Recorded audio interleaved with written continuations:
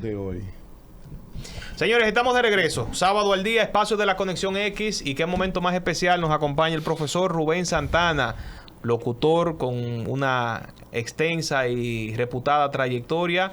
Y además, pues en esta ocasión viene en calidad de fundador de la Escuela de Locución del Cibao con un proyecto interesantísimo.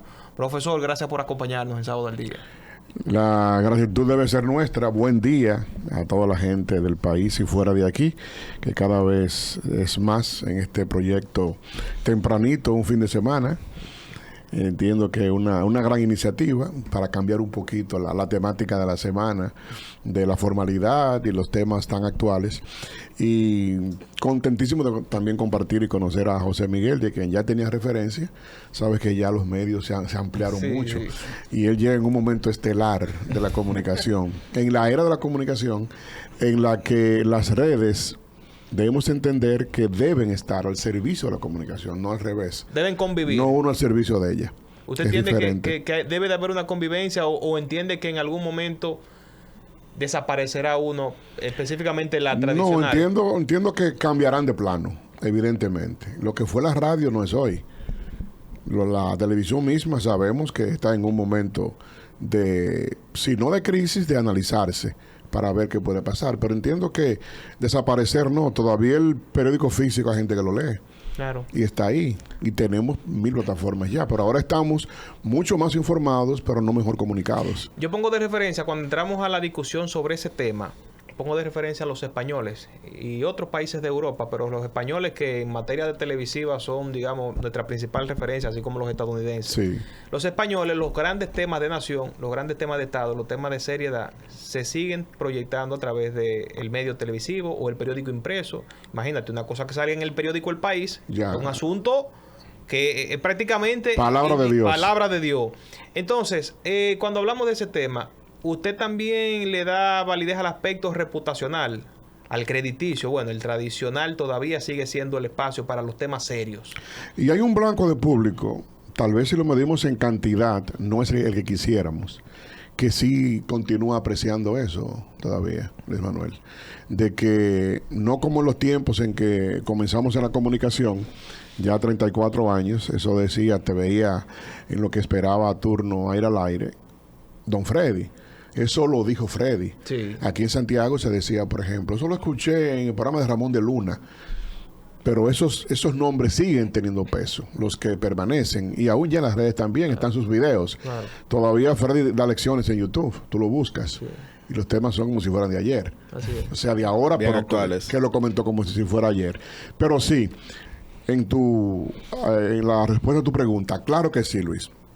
Sigue siendo la reputación un valor que no es agregado, un valor real en la comunicación. Okay. Profesor, un placer conocerlo Igual, personal. Había escuchado de usted en medios y demás.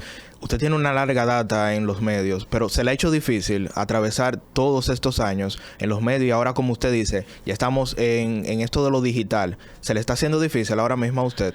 Siempre es difícil cuando uno intenta ser diferente. El que es diferente paga la cuota. Cuando uno se suma al desfile, pasa como una carroza más. Me da la razón al primer comentario, al claro comentario inicial, que la gente quiere escuchar lo que le place. Claro que sí. Entonces, cuando tú llegas con un nivel, no tiene que ser exacto. La verdad, una vez dijo el maestro Jackie, no es blanca ni negra, puede ser gris. Es como tú la pintes. Es verdad, como decía un señor de mi campo, Puñal, desde el punto de vista mía, hay que ver lo que Luis Manuel dijo. Entonces, ¿tiene razón o no tiene razón? Pero sí, siempre es difícil. En mi caso particular, sabes que Santiago es una sociedad con un nivel de clasismo importante. Estoy leyendo otra vez La Silla del Águila. Que será tema para cualquier programa, aunque no sea conmigo, con un experto en ese asunto. No, pero vamos a traerlo a usted. Para que hablemos de las clases sociales, Santiago, Puerto Plata, Romana, no las romanas, romanas sin el artículo, son lugares muy difíciles de trascender. Entonces, recuerdo mucho a una persona que ustedes conocen muy bien, es parte del elenco estelar del personal de este canal, don Jaime Tomás. Jaime Tomás fue mi profesor de locución y nos decía, ustedes tienen que aprender. Se adquiere cultura viajando o leyendo. Así es. Y usted ni pasaporte tienen. Así es. Pónganse a leer. Sobre ese tema, que muchos se rasgan la vestidura, vamos a hacer un paréntesis aquí, porque yo le dije al profesor, esta conversación vamos a hablar del proyecto. No, como tú quieras, hermano. Yo estoy leyendo por segunda vez el libro La Silla del Águila, que yo les recomiendo a ustedes, señores. Léanse ese libro de Carlos Fuentes, Pluma de Oro de la literatura mexicana. Sí. Y en ese libro, mira que lo tengo resaltado aquí, dice: no creas que en un país mestizo, racista, acomplejado por el color de la piel, aunque jamás lo admita, entre paréntesis, como México, ello me ayuda, refiriéndose, ¿verdad?, a los actores de la novela, es una novela. Y México, como tiene mucha similitud en algunos aspectos, digamos, sociodemográficos, usted puede hacer perfectamente esa analogía. Y es lo mismo que pasa aquí. Aquí la gente no quiere admitir el mestizaje que por naturaleza nosotros cargamos. Y dice entonces que se admite como se otorga una superioridad indecible o implícita a la raza superior que viene siendo la colonizadora, la raza blanca. Sí. Lo dejo ahí con sus puntos suspensivos para que usted entonces lo dijera ahorita cuando se acueste en la noche otra vez. O cuando coma algo. Cuando coma algo. Para que usted analice eso. Sí. Pero ciertamente es un reto para todos entrar a estos espacios. Profesor, 34 años de carrera. ¿Cuándo usted se da cuenta que usted quería ser locutor? ¿Por qué usted decide vivir de la locución? Se estila mucho decir que el niño nace con un pan debajo del brazo. Yo pienso que nací con un micrófono debajo del brazo. Desde que balbuceé palabras, me fascinó el público, me fascinó la comunicación. Yo era el que hacía la ceremonia de Duarte, Sánchez, Mella, Luperón, Día de las Madres en la escuela. Que despedimos al director que se va, que recibimos a otro, era yo. Un drama de vez en cuando, recibir una comitiva que venía de educación en ese momento. Entendí esa parte, pero agoté también, o no obstante, sin el pero, agoté una parte de la que no goza José Miguel ahora. Y tal vez ni tú tampoco. ¿Qué sería? Por un asunto generacional. Los clubes culturales. Ah, sí. No es añoranza. No es para que agotemos aquí, ustedes dos muy jóvenes frente a un viejo. No es un viejo. Es una persona que entendió. Yo dirigí el primer club de mi campo con 16 años de edad. Estamos hablando que usted es originario de Puñal. De Puñal. Ok. Adoptado. Yo nací en Santo Domingo. Ok. Por un asunto histórico de mi padre, que fue del movimiento 14 de junio, MPD, de los constitucionalistas. ¿Cómo se llamaba su padre? Rubén Santana Santana. Digo, ¿llamaba porque murió? Sí, falleció. Fue de esa generación que el régimen de Balaguer luego aniquiló después de la guerra. ¿Pero su padre en algún momento incursionó en los medios? ¿O era totalmente alejado? No, fíjate, y qué interesante. Ya me estás ligando al seminario del que vamos a hablar ahora. Sí. En el taller, y vuelvo a tu pregunta, no me desvío del todo. En el taller hablamos un buen tiempo de un estudio que he hecho por más de 10 años, Luis. ¿A qué nivel el aspecto ancestral afecta o beneficia, impacta, para llamar un término medio, tu comunicación? Mi padre no fue comunicador. No. Yo no le conocí. Digo, no le conocí porque tenía 8 meses de vida cuando él murió. No le traté. Cuando usted habla que el régimen se lo llevó, ¿fue que lo asesinaron? Sí. Los esbirros fue de ese grupo. En los 12 años de... Fue ese grupo después de la guerra. Mi padre murió en el 69, marzo. ¿Todavía la banda Colorado no estaba formada? ¿O sí? Sí. ¿Se le puede atribuir a él? Sí. Hubo una investigación larguísima ahí y todo. Y la familia estuvo al tanto de ese aspecto que luego podemos comentar en otro tema. Claro. O en otro momento. Y entonces, mis tíos paternos me dicen que mi papá era un gran orador. Ellos son oriundos de Barahona. Okay. Oriundos de Barahona, específicamente Tamayo. de Paraíso, un campito que hoy es municipio de la provincia de Barahona. Y mi tía, la que le sigue a él en orden familiar, me cuenta que él con 13, 14 años le hacía los discursos a los dirigentes políticos de la época, al alcalde, al síndico en ese momento, discurso de barricada, al gobernador, y me decía, oye, Rubén, mi tía, que también falleció ya, me decía, y era emocionante ver a tu papá con esa gente de ya 50 años, 60 años, ensayando en la casa. Baja la mano, súbala aquí, dígame esto con 14 años. Entonces, ¿qué implica eso? Que cuando la comunicación no es un don, puede ser una conquista. Se puede decir que yo tuve la dicha, pero quizás tú no. quizás tú no, quizás somos hijos de un chofer de carro público. Nada contra ellos, estoy hablando de que no tiene intelectualidad. No somos de un abogado. Sin embargo, hay hijos de un gran comunicador, de una gran comunicadora que no prenden. Claro. Fíjate cómo... Tenemos mucho aquí. ¿A qué nivel se da ese fenómeno? Pero él no fue, a tu pregunta, un gran comunicador de medios. Pero sí fue un gran orador. En su momento un gran orador, prácticamente un intelectual. Y sus amigos de arma, a los que conozco... Los camaradas. Los camaradas que luego me buscaron, investigaron mi hermana. Somos 2 hermanos de ese matrimonio de mi madre y mi padre. Y tenemos relación con ellos. Ellos tienen una fundación inclusive. Yo colaboro con ellos desde Santiago. Claro. Y me cuentan que era dentro de su círculo, digamos que el asesor, el hombre que corregía los discursos de ellos, que organizaba los encuentros con los camaños, con los líderes. Entonces sí, hay algo ahí de genes. Y mira, antes de continuar en otra, usted habla ahí de que era un intelectual de la época. ¿Usted cree que eso se ha perdido en estos tiempos? De esos intelectuales que teníamos en los años 50, 60. En gran nivel. Y también porque ha faltado también un poquito de reingeniería. ¿Y qué usted cree cuál es el punto más focal de todo esto? Porque ahora mismo vemos como la educación, muchos dicen que no está en su punto más bueno. Muchas veces se menciona de que la educación con la supuesta implementación del 4% no se está cumpliendo. Ese era otro tema de análisis. Entonces, en los años 50, 40, 60, teníamos intelectuales. Iban al mismo sistema educativo que muchos dicen que todavía tenemos ese sistema educativo. ¿Qué ha pasado? Y yo quiero reforzar tu pregunta con lo siguiente, entonces, porque hablando de la cultura, el conocimiento, entonces vemos en contraparte que hay una sociedad, profesor, que te exige que el contenido sea conciso, que sea breve, que sea superficial, porque si no lo es, entonces no es interesante. Entonces, ¿cómo usted puede manejar ese equilibrio entre, caramba, debo de estar preparado, debo de tener contenido, pero el público en contraparte no quiere eso, lo que quiere es el titular, lo que quiere es la superficialidad? Cuando yo hablaba de reingeniería, me refiero precisamente a eso, el profesional, y hasta etiquetándolo de intelectual, que fue tu pregunta inicial, de hoy no es el de ayer. Ya hay que saber llevar ese contenido. Eso ha pasado, por ejemplo, con lo que motiva mi presencia con ustedes aquí. La escuela nace en el año 1998, la Escuela de Locución del Cibao. Son muchos los que han salido de ahí. 27 años, o sea, Miguel, Luis. O sea, casi la misma edad que yo tengo. Prácticamente. Nació contigo, tú con ella. ¿Qué pasa? Bueno, el curso duraba 1 año. Ya fue llevado a 8 meses. Eso es interesante.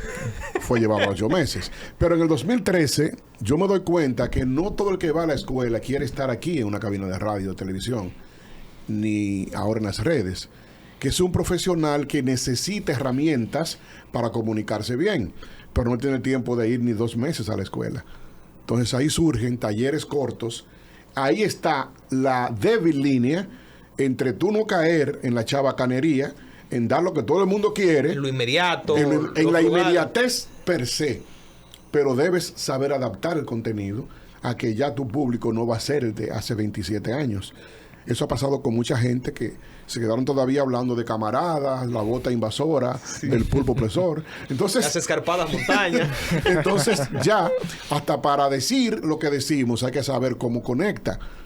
Porque lo obtenido en mala lid será arrastrado por las huestes del río. No, lo mal habido se lo lleva el río. Sí. Ya hay que saber decirlo más rápido. La gente no tiene tiempo. E incluso, esa agua de ese río está jodona.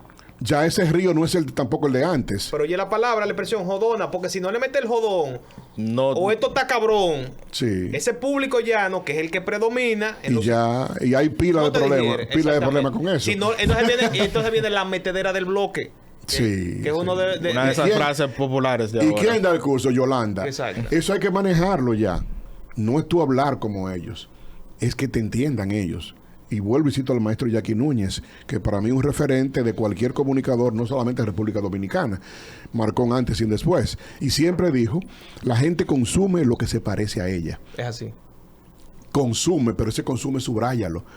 Yo prefiero que me consuma un público, en el caso que nos ocupa, consciente de que debe comunicarse eficazmente y no que yo le enseñe una jerga para comunicarse, que es diferente. Ok.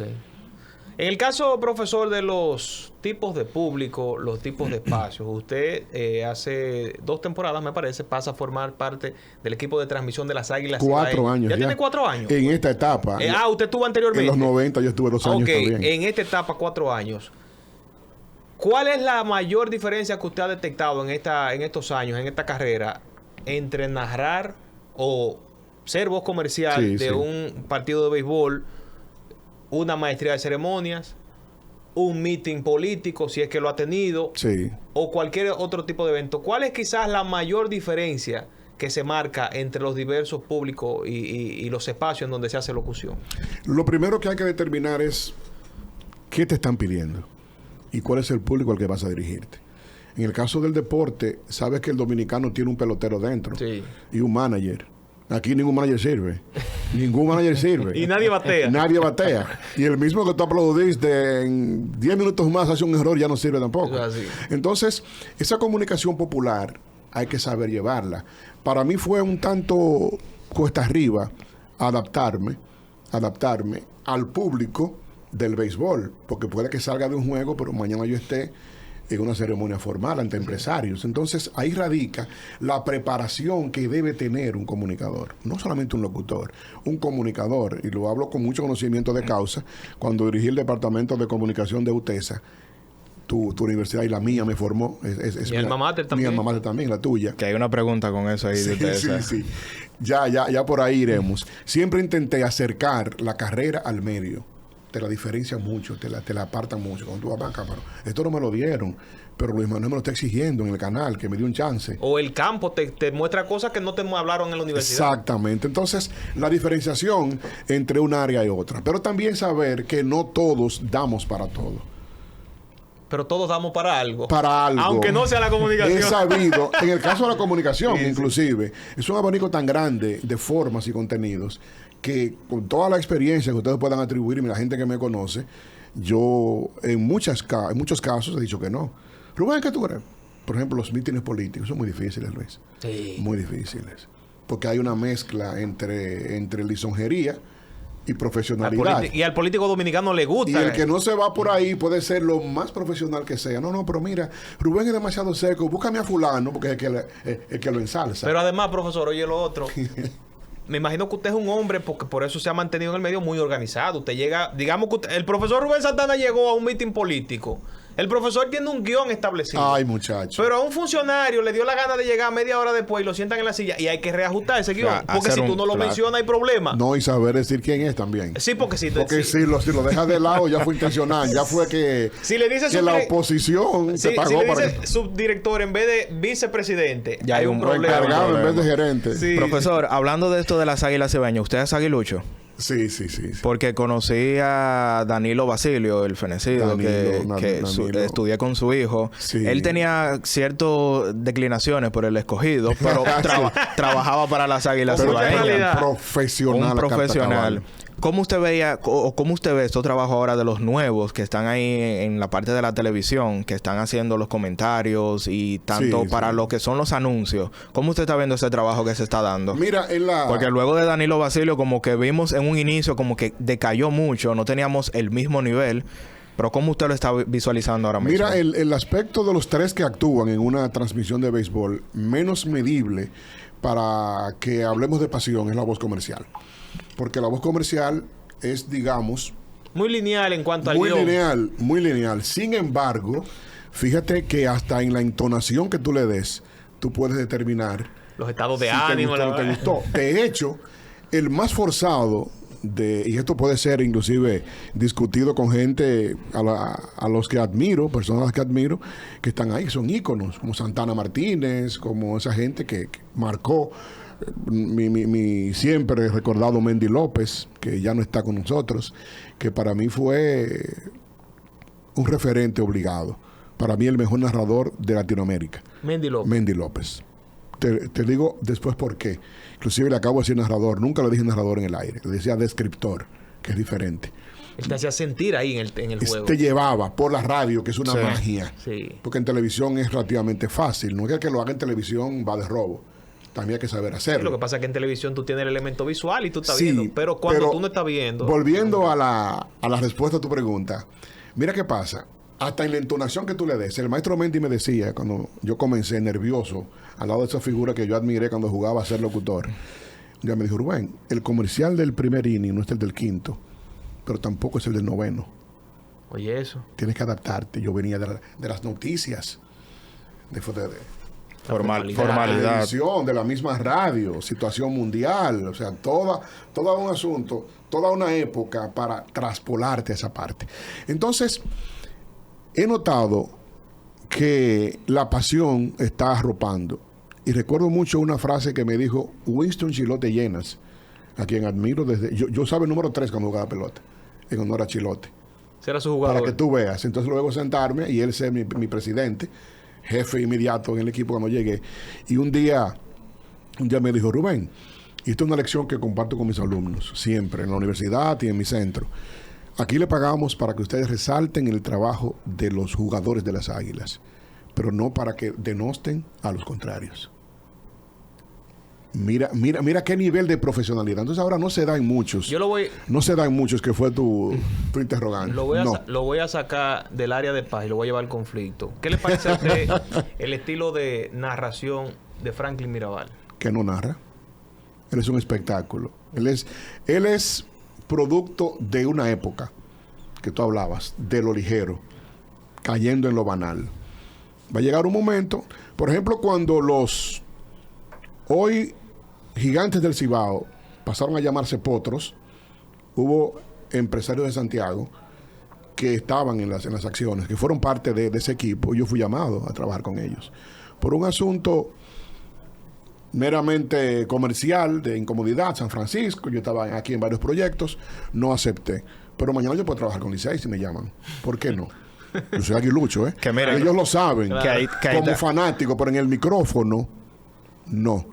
Y siempre decía, y me disculpas, que Franklin no es más fanático del Licey que lo que Mendy fue de las Águilas. Te lo puedo decir yo. Un showman. Que Mendy se paraba y daba golpes. Así. Contraían un piso que habían dado palos. Me decía, oye, ¿a qué nivel, señores? Si nos metemos ahí, se nos vaya el tiempo en esa figura. Usted sabe que ahí está Rolling Fermín, que ahora pertenece a los gigantes. Y muchas personas le criticaron en un momento que si él iba a pertenecer a otro equipo, No, pero es un trabajo que usted está realizando. Y ahí usted dice que si el Licey lo llama en un momento, usted se va porque es un trabajo. Digo Licey porque es el... No, pero es un trabajo. El antagónico. El adversario eterno. Pero oye, el nivel de profesionalidad. Llaman a tal pitcher. Nos acompaña el estelar de las Águilas, que era un palo anoche, antenoche, dejaron en el terreno. Y Mendy me dice lo siguiente al lado mío. El estelar jugador. o lo que comentaba el compañero comenta. Pero el tono de la voz se mantenía sereno, igualito. Ahí está el maestro. Sí. El asunto de desdoblarse. Tú no puedes ser un fanático aquí. La gente sabe que tú eres de un equipo, pero tú no puedes llevar eso a un micrófono, que es lo que ha hecho Mirabal, que es un gran comunicador. Déjame decirte, vamos a poner las cosas en contexto. Y muy buen analista de béisbol. Yo he visto algunas... Un gran comunicador. Yo he visto y algunas preparado. de sus columnas en el Hoy. Preparado, pero se fue por la ligereza, que es lo que prende en esta sociedad. Entonces, o a veces, el compañero que comentaba ya estaba en turno y él me decía, anota este en el casilla lo que pedimos. En los juegos perdidos. Pero la gente no percibía eso. Llegando al punto de narrar a su hijo. Que debe ser incómodo. Y quizá el público abuchándolo en una baja. Y saber decir que al bate viene López con el apellido para que no lo asocien ni siquiera el nombre, porque se llamaban igual. Y la gente no viera, pero espérate, está justificando que no la sacó porque es su hijo. No, sencillamente falló. Eso pasa con la comunicación. Pues en pocas palabras podemos decir que la narración que vemos en el deporte en general y en el béisbol no es tan simple como la percibimos. No. Y porque muchas personas la ven, yo puedo ser narrador, dicen. No, que es la más especial de las 3 áreas que hay ahí. ¿Cuáles son las 3 áreas? ¿Narración, locución? Narración, voz comercial y comentarista. El comentarista se basa en datos, pero ahí tiene que saber decir bien lo que dice para que lo entiendan. Claro. Pero también con profundidad. Que ahora con la sabermetría esa parte ha tomado más fuerza, cambió ¿verdad? mucho. Y la tecnología. Claro. Yo compartí con Mickey Mena, que ya no está. Los invito a buscar quién era, que ya no está con nosotros. Don Mickey Mena, pero acá. Él trabajaba con una mascota. Sí.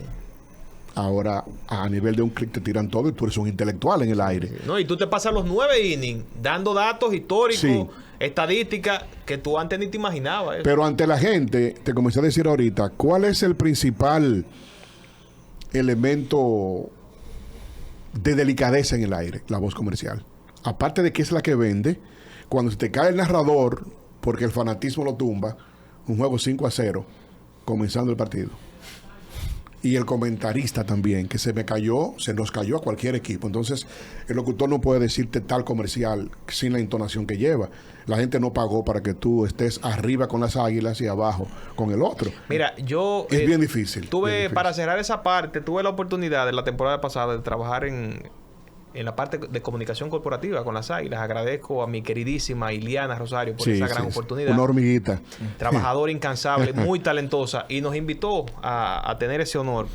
Y en esa parte crítica de las Águilas, luego que empezó la postemporada, yo sufrí eso porque, ¿tú sabes cómo se puso el estadio? Eso se va vacío totalmente. Imagínate tú. Cementerio. Óyeme, terrible. Los abonados era Nosotros teníamos, y creo, no todos. 2 victorias y 9 derrotas, una cosa así.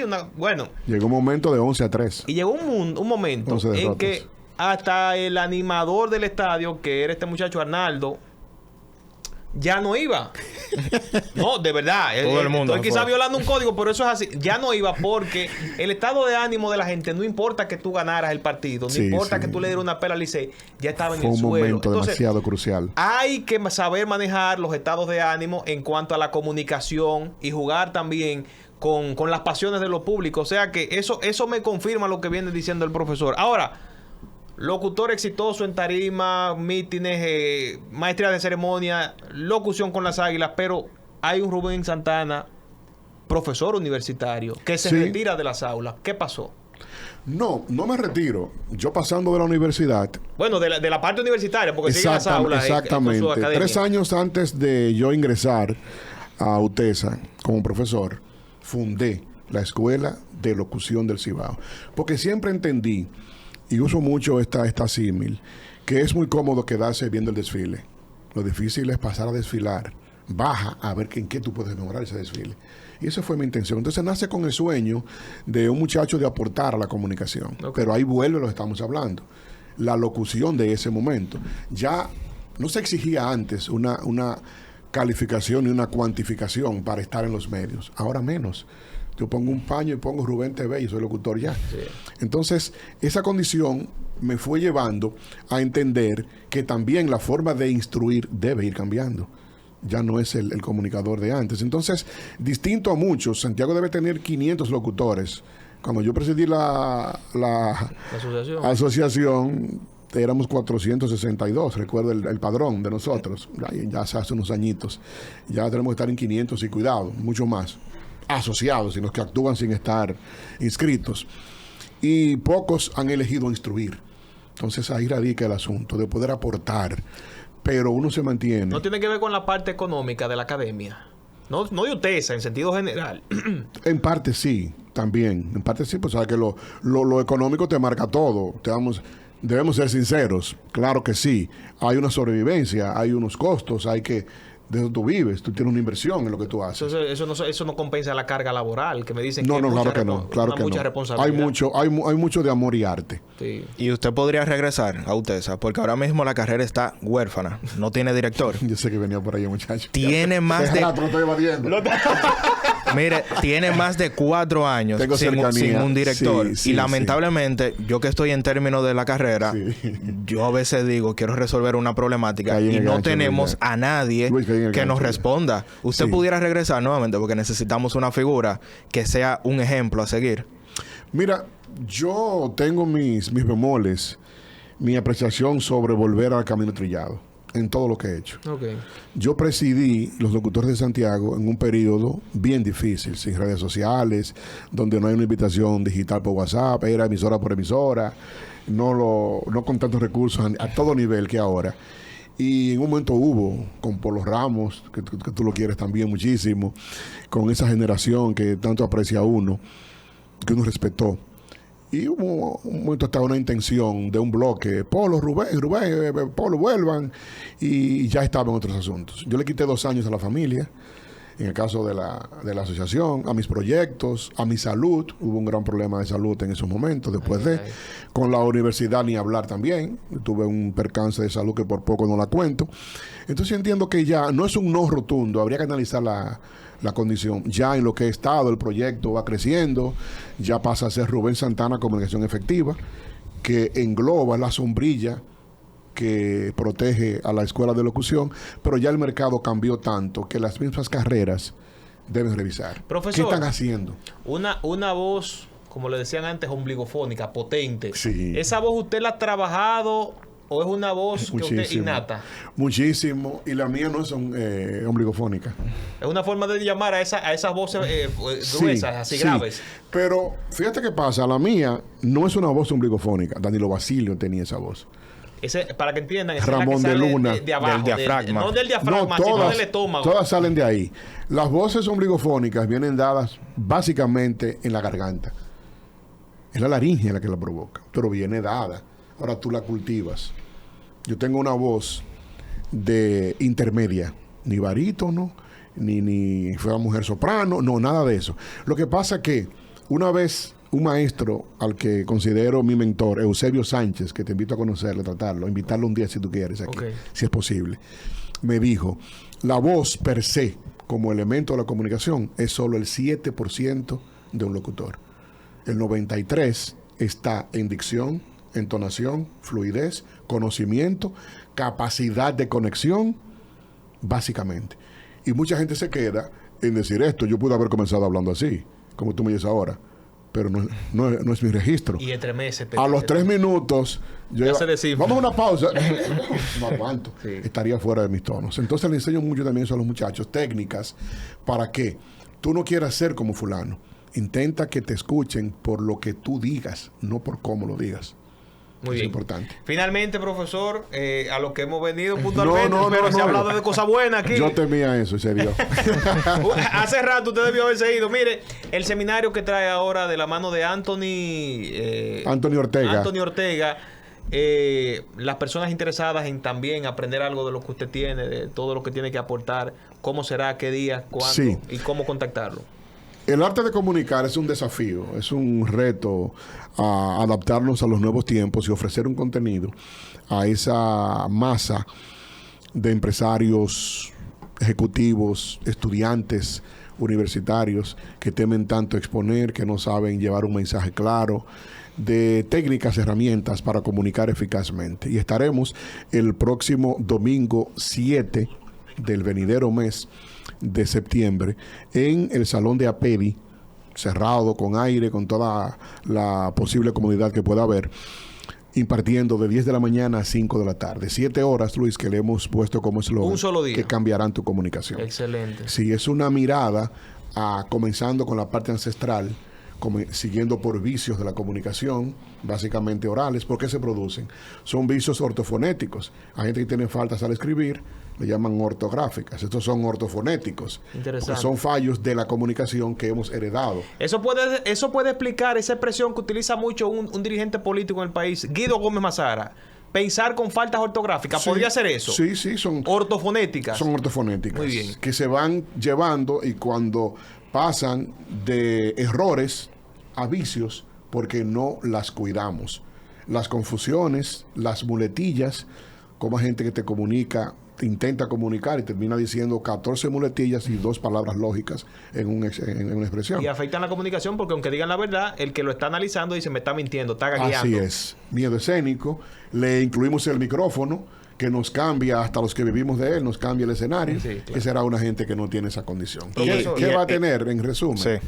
Desde esa condición en la parte del contenido, que está manejando 40 estudios, que dirige mi querido exalumno y colega hoy, Anthony Ortega, en logística.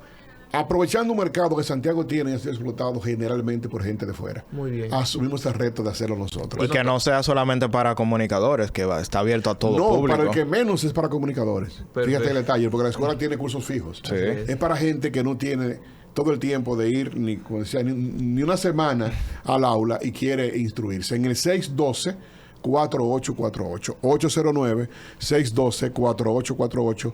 Toda la información. Profesor Rubén Santana, gracias por el honor de esta visita. Nosotros vamos a hacer una pausa, pero esto va a quedar para la historia. Nosotros muy honrados. Gracias por acompañarnos. A ti por la invitación. Un placer haberte conocido. Vamos a la pausa y regresamos en brevísimo con la parte de cierre. Yo sé, cuando te pedí ayer 35 minutos. No, muchachos, pero que